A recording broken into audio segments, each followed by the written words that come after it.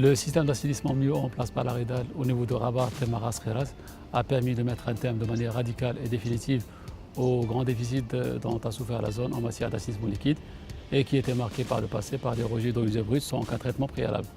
Pour Salé, nous avons un système qui est identique et similaire. Donc la première étape, l'interception est déjà réalisée. Nous avons deux types de travaux en matière d'assainissement liquide. Nous avons des travaux en tranchée pour des profondeurs qui ne sont pas supérieures à 6 à 7 mètres de profondeur. On ouvre une tranchée, on pose la conduite, puis on effectue le remblaiement. Ça, c'est la première nature.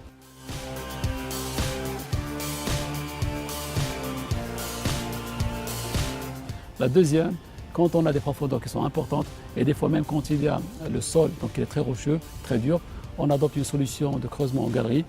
Les puits, on réalise des puits d'attaque qui sont espacés de 100 mètres. C'est une solution qui est innovante, qui pose moins de problèmes et pratiquement donc on ne voit plus rien, on voit juste donc, les puits d'attaque de la galerie. La solution globale retenue par la REDAL pour la dépollution, donc on prend 3 systèmes indépendants. Nous avons un système au niveau de Srerat, pour laquelle donc, nous avons construit une station en 2003 avec une capacité de 65 000 équivalents habitants et qui a coûté aux alentours de 35 millions de dirhams. Cette station donc, de type lagunage facultatif et qui permet même la réutilisation des eaux usées pour l'arrosage, pour l'irrigation et qui est opérationnelle comme j'ai dit donc, en 2003.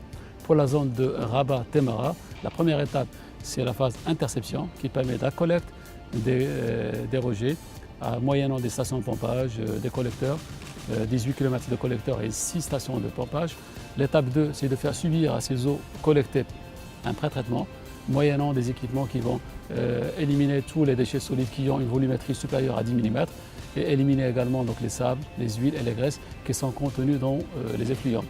La troisième étape, c'est de faire évacuer ces eaux à travers un émissaire en mer qui a 2 km de longueur et à 25 mètres de profondeur.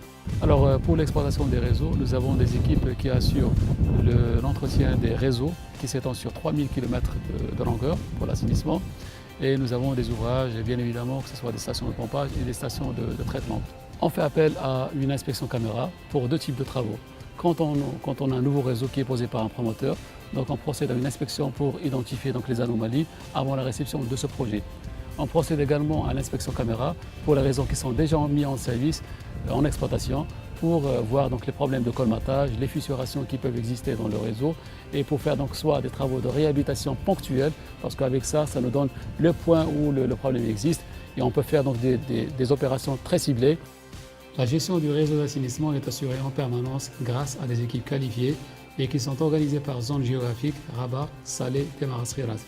Les équipes sont composées de 13 ingénieurs et cadres, 38 agents de maîtrise, 48 agents d'exécution. Pour assurer la relève dans cette activité relativement complexe, notre expérience est transmise avec les jeunes spécialistes recrues.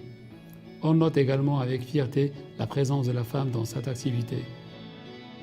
Le système anti-pollution constitue une réalisation majeure dans le développement de l'axe de Temara, Rabat, Salé. Il a pour triple objectif de préserver l'environnement, de préserver l'écosystème côtier et de préserver également donc, la santé de la population de la zone. Il vise en particulier de disposer des plages propres avec des eaux de baignade conformes aux normes marocaines et même internationales et de pouvoir restaurer le potentiel touristique de la zone et d'éviter donc là les impacts négatifs, que ce soit visuels ou olfactifs.